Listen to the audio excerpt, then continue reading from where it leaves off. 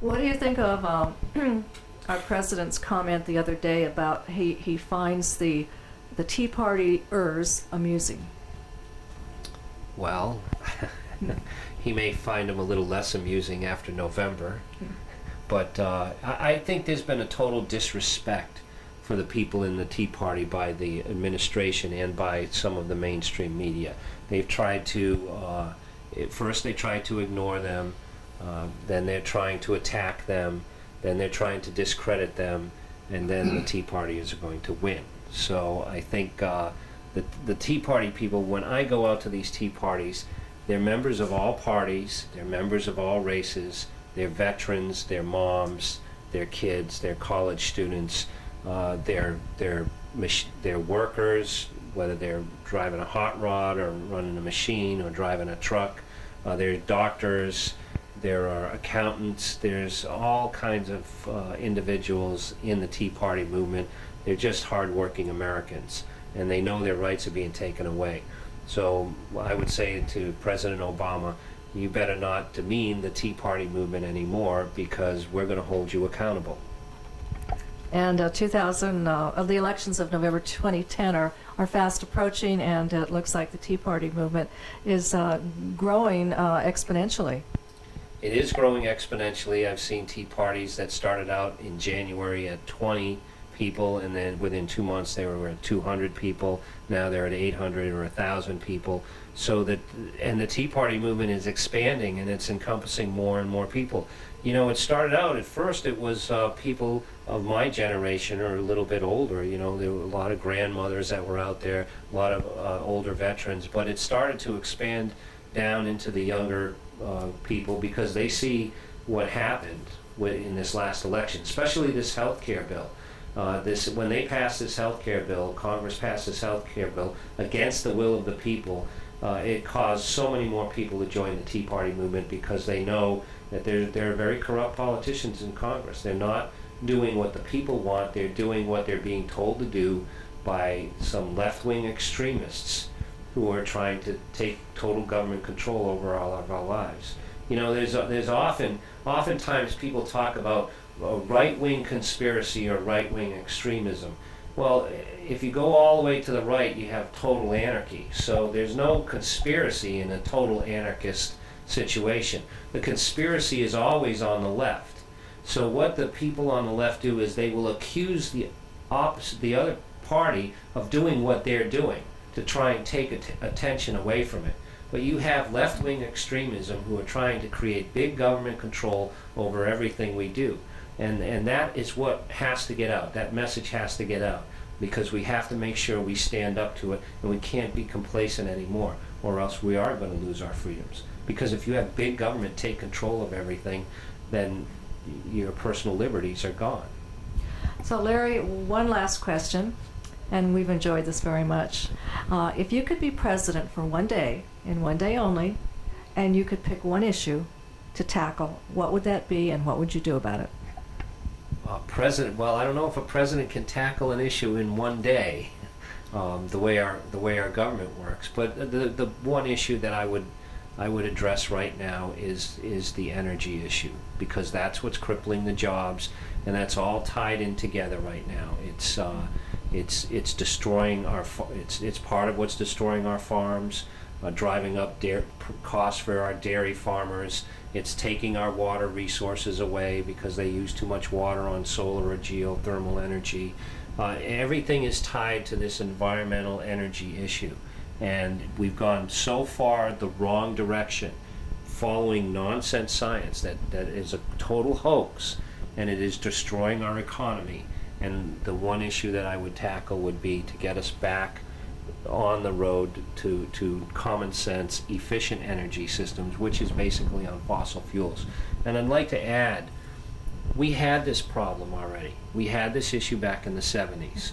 We had solar panels and we had windmills pushed during Jerry Brown's first administration as governor, right before Ronald Reagan became, and Jimmy Carter, right before Ronald Reagan became president. And what happened back then? Oil prices went through the roof, the economy suffered massive inflation, and it collapsed. Well, Ronald Reagan, one of the first things he did when he got into office is he cut all the subsidies for alternative energy programs because he knew that was driving the price of oil high. And after he did that, the price of oil dropped and it stayed low for 2-3 decades. And you know, it wasn't long ago in the 1990s when we had $1 a gallon gasoline. But it was after the Kyoto Treaty and after Al Gore started pushing the global warming fraud that oil prices started creeping up. Because that whole global warming thing is an attempt by foreign interests to undermine our Constitution and overturn our Declaration of Independence and drive up our energy costs and make us uncompetitive here in the world. Now, I can't resist one more question. When you say foreign interests, are you talking about specific countries, a specific group of countries, or an organization that might be pervasive throughout the world? What exactly do you mean by foreign interests? Well, I'm not going to be specific on it, but it's the Hate America crowd. It's the people in foreign countries that want to bring down our country. And, you know, they could be in any country. They could be in Europe, they could be in the Middle East, they could be in Asia. But there are foreign interests in foreign corporations or in foreign governments, and they're not going to be specific about it, but foreign interest groups that are trying to bring us down, and that's how they're doing it. They're trying to use the environmental laws against us. They're trying to drive up our energy costs. So what is in it for them? Why are they spending this huge amount of time and resources and money to pull America down? Well, because they want two things. One, they're part of the groups that don't like our country. They're part of the groups that got defeated by our country.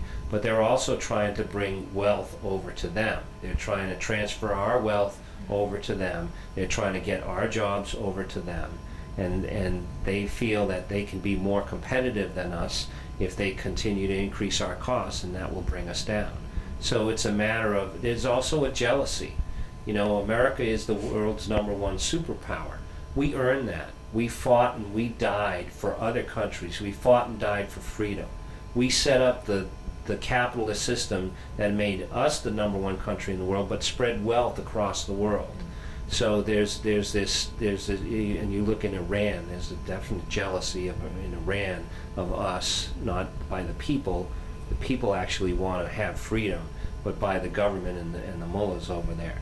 But they want to bring America down because they feel they should be the #1 power in the world. You know, they think, well, they've been around for 5,000 years, the Persians or whatever. Well, why is America the world's greatest superpower? Well, we're the world's greatest because we were founded based on freedom, based on our constitutional rights. And we gave the freedom to the people to control their own destiny. And these countries could try and use government to control everything. So there's this enormous jealousy from other countries in the world, and some of them have descended down from people that we've defeated militarily over the years. So it's, you know, it's a constant battle. You have to always fight for freedom. You can't just say, okay, we won. You know, there was a young woman up in the East Bay, and she looked at me and she said, so, and she's got 4 children. She's actually putting a rally on for me in early May. But she looked at me and she said, well, when do we win? When do we have to stop doing it? And I told her, well, you can't stop doing it, because you're always going to have these people that are going to try and threaten and bring you down and bring down America. You have to make sure you teach your children what makes us free and what it is that makes America great. And we have to stay true to those values. We have to stand up for those values every day. And we have to pass it down from generation to generation. And that's because, you know, since Ronald Reagan passed away, since some of his policies have been taken out by the progressives in government, we've drifted away from we're losing those freedoms right now. So we have to fight to get some of those back. And that's what the Tea Parties are all about. You're absolutely right. That is what they're all about. And Larry, we want to thank you so much for being with us, and we look forward to seeing you in the months ahead. Thank you. Thank you, Larry. God bless America. Yeah. Is that an extra one? Sure.